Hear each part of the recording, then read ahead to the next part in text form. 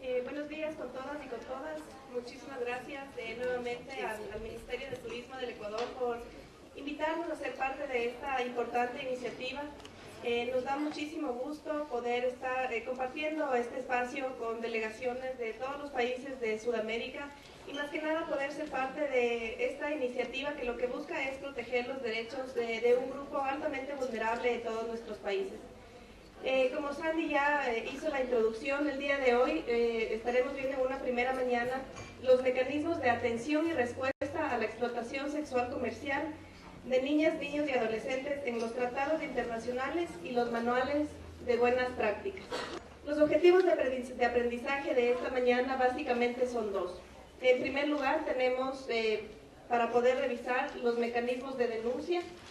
Y dentro de los mecanismos de denuncia, básicamente nos referiremos al anonimato y protección de los denunciantes, a la protección de las víctimas, a la ruta institucional de la denuncia y el procedimiento legal, y la persecución de explotadores del territorio nacional y extranjero. Como un segundo objetivo del aprendizaje del día de hoy, estaremos hablando del rol de la sociedad civil y de la ciudadanía. Y dentro de este gran objetivo, básicamente nos concentraremos en la capacidad de prevención y lucha contra la explotación sexual comercial de niños, niñas y adolescentes, el deber de denunciar y la colaboración con instituciones públicas y privadas en el marco de estos tres elementos. Antes de iniciar con los dos objetivos en sí de la jornada de hoy, pensábamos que es importante tener algunas precisiones conceptuales preliminares. Por un lado, cuál es el valor jurídico de los tratados internacionales y por otro lado, cuál es el valor de los manuales de buenas prácticas. El valor jurídico de los tratados internacionales básicamente nos indica que son la primera fuente del derecho internacional público. Estos provienen de la voluntad soberana de los estados que los ratifican, son vinculantes, es decir, que los estados están obligados a su cumplimiento. Y algo que debemos tener en cuenta es que son instrumentos relativos, que todos los tratados que son instrumentos relativos a los derechos humanos están por sobre cualquier constitución y cualquier otra norma internacional. Es decir, cuando nosotros hablamos de cualquier instrumento de derechos humanos, esto va sobre todas las constituciones y cualquier otra ley o norma de cualquier estado. El reconocimiento de los derechos de niños, niñas y adolescentes en instrumentos internacionales impone el deber de respetarlos para los estados, las sociedades, las familias y los mismos beneficiarios.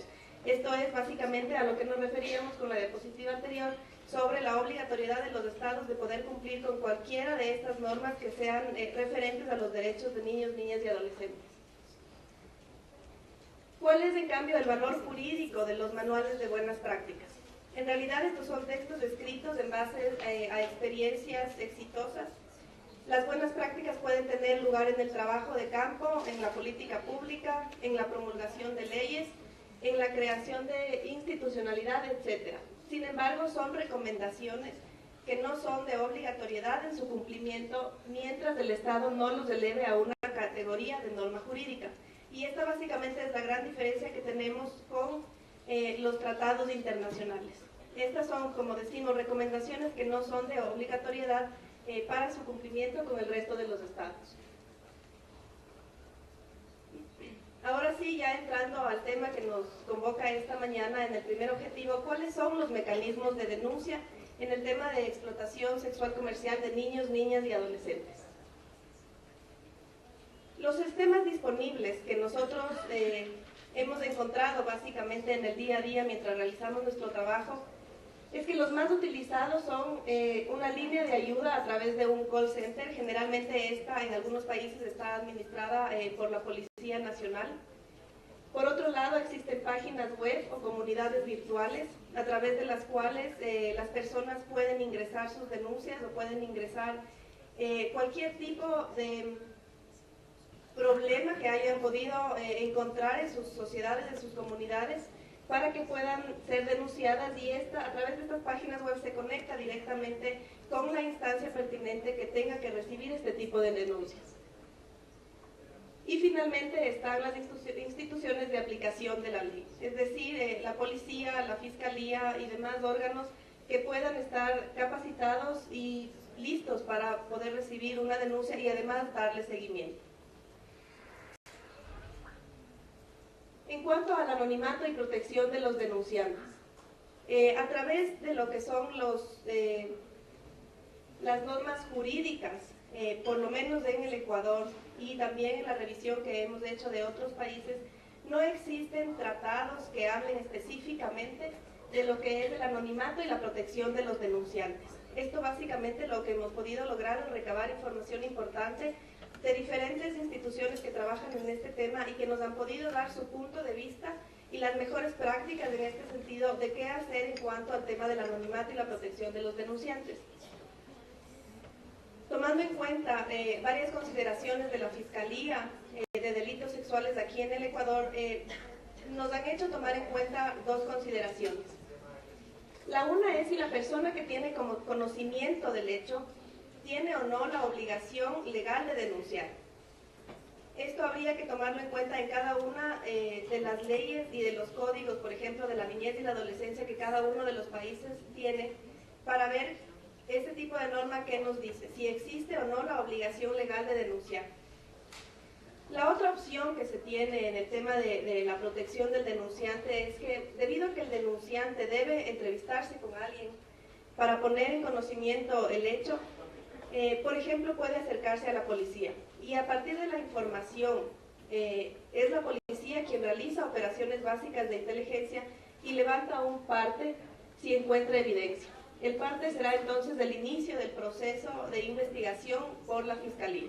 En este sentido, la responsabilidad y el involucramiento del denunciante en este proceso ya queda a un margen y no es obligación ni responsabilidad del denunciante dar un seguimiento ni poder velar porque las leyes se apliquen de la manera que deban ser aplicadas. Como indicamos, básicamente lo que se busca es que cualquier persona que tenga conocimiento de un hecho de este tipo, lo que pueda hacer es ponerlo en conocimiento de las entidades estatales pertinentes para manejar este tipo de casos. Pero más allá de eso, la responsabilidad y la obligación de cada uno de los denunciantes termina.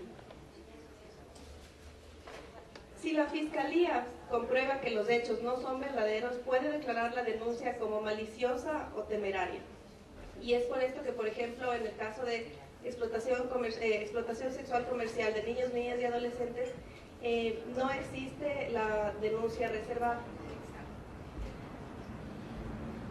Según los datos estadísticos de la Fiscalía del Ecuador, se nos indica que la mayoría de procesos en el tema de explotación sexual comercial de niños, niñas y adolescentes se inician por datos de la prensa o de investigación de inteligencia de la policía. Es decir, que en realidad el involucramiento de personas de la sociedad civil o de denunciantes específicos no es mayormente el mecanismo por el cual se reciben las denuncias.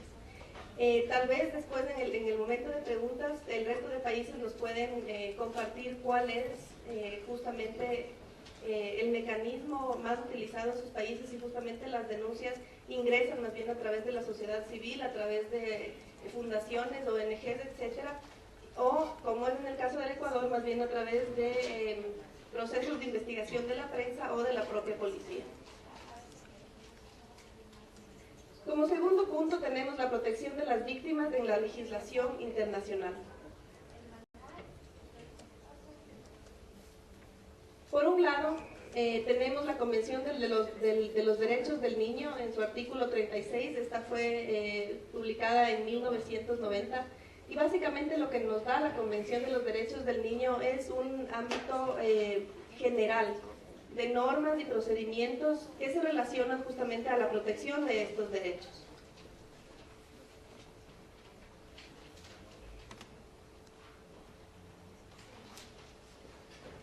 Sí, como les decía, justamente lo que busca esta convención es dar los lineamientos de protección al niño, niña o adolescente contra toda forma de explotación y abusos sexuales, incluida la pornografía infantil y la prostitución infantil.